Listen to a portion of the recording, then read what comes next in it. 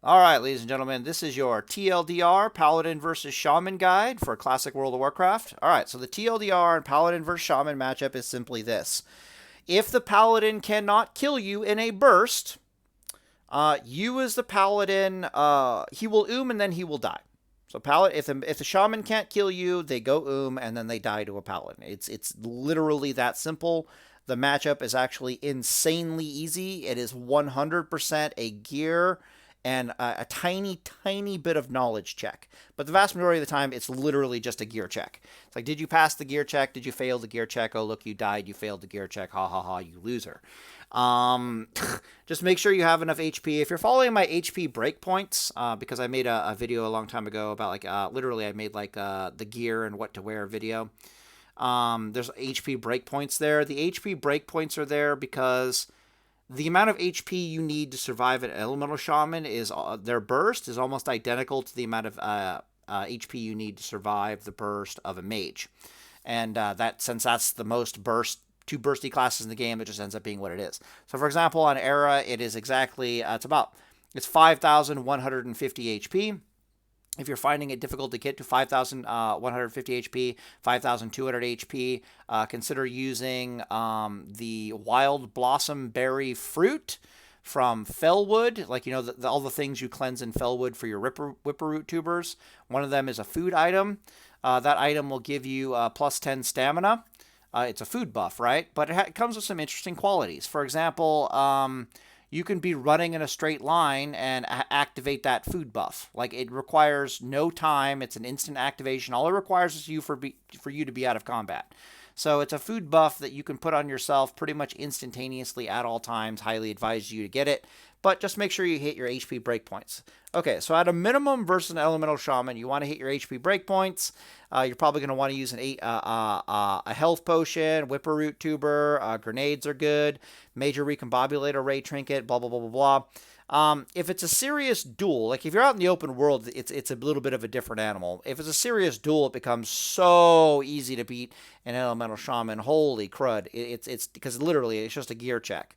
So for example, if you start stacking like random gear in the game that just has nature resist on it, even like prior to AQ, like two Noxus trinkets from Muradin, they both have like a 10% nature resist. You can very easily get a paladin going that's something stupid like 100 nature resist and like 120 fire resist. And there's no paladin on planet Earth that can kill you at that point, not even in Era. It's actually completely ridiculous. But just know that it's super easy to hit your HP breakpoints versus a shaman. It's super easy to make it so that you can't be killed in a burst, and the shamans will just and die. The super TLDR on the matchup is that shamans have two bursts to kill you. All right. And they really, really, really need some kind of a stun item or trinket interceded in this burst. You can see it right here. I got the numbers down, right? Because if they can stun you, they can add a Fire Nova totem to the equation here. And that is what chains together to actually potentially kill you. So, for example, this might take the effect of you running at them. They hit you with it goes like this.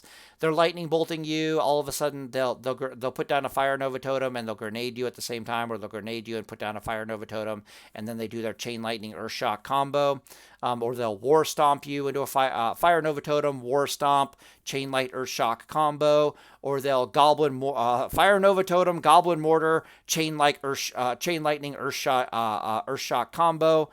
You very rarely see Tidal Charm, Chain Lightning Earth Shock combo, because it doesn't do any damage, and they desperately need some source of damage off of the stun. That's why the War Stomp is kind of meh, but it is there. That's why I've also got Goblin Mortar and stuff sitting over here for the Shaman. There's only one thing to note, and that is their Blackwing Lair trinket gives them plus 20% damage. I think it's on all nature damage, not just nature, but like fire, elemental damage, basically. So everything. It increases their damage by 20%, and it increases the mana cost by 20%. Which again, if you've been listening to this TLDR, right, if they can't kill you in the burst, they die. So that's a fair trade-off. But when it's the green swirls and it has a very distinct sound effect to it, when you hear that as a paladin, you basically your butthole needs to pucker. Because it's telling you you need to invest in a major defensive cooldown, either you need to bubble, you need to Arena Grandmaster Trinket, you need your Major Recombobulate Array and Whipper Root Tuber. You need something big, or you need to bubble. Drakova just says, when I see that damn thing go off, I just bubble. Like, I don't stand there and I take that stuff to the face. I'm going to pause the video and go find it real fast, and I'll show you what exactly what I mean. Okay, we should have it. And I'm going to turn on the sound here for a second, because it comes with a very distinct sound and visual indicator when this trinket gets activated. Yeah, right there. So you hear the sound and see the green swirls. The green swirls take a while for you to register, but definitely listen to this sound. Not that sound. This one. Okay. Lightning bolts that come out of a shaman, when you hear that damn sound, when they crit you, they'll do like 2,400 damage. Absolutely insane. You can see this lightning bolt hit Drakova for at least 100 damage or something stupid like that. Lord knows it reflected back at him at 9, almost 700 damage. Holy crap, that is terrifying. You'll also notice that if you pause the video real quick here, Drakova takes it super seriously. So he's like, Whipperroot Tubers. He sees the result of the Whipperroot Tuber. You can see the Whipperroot Tuber down right here. You can see he's trying to get he's channeling a bandage. He's trying to get a bandage tick in. He is absolutely not fucking around with what the hell is about to happen. And he barely lives for it. That's me, by the way, on my Paladin convictions. Yeah, so then the video ends there, but you see that green swirlies go off? Be advised, that is death. That is the scariest burst possible out of a shaman. But the TLDR in a shaman is survive their burst, they run out of mana, and they die. So I brought up they have 2 bursts because it costs a shaman about 1/3 of their mana bar to do a proper burst on you.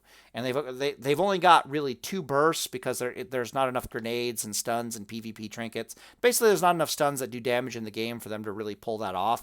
And we can bubble away one of their bursts, no problem. And from there, it becomes very easy for us to Arena Grandmaster, Burrower Shell, Major Healing Potion, Major Recombobulate Array. If it's a duel, like, even life gemstone is really good in that situation. It becomes super easy for us to survive. Shamans also absolutely hate resistances because of the number of resistance checks all their stuff goes through. Just make sure you survive the burst, and you'll notice that killing shamans becomes super easy. The only thing you have to consider after you've survived the burst is how do you catch them when they're like constantly frost shocking you and trying to kite and yada yada yada. But if you know anything about time on target paladin, that becomes super easy, and you can just easily gear swap and kill them anyways, so it really doesn't matter. So anyways, this is your TLDR, Paladin vs. Shaman, PvP Classic World of Warcraft, and Deus Volt, boys.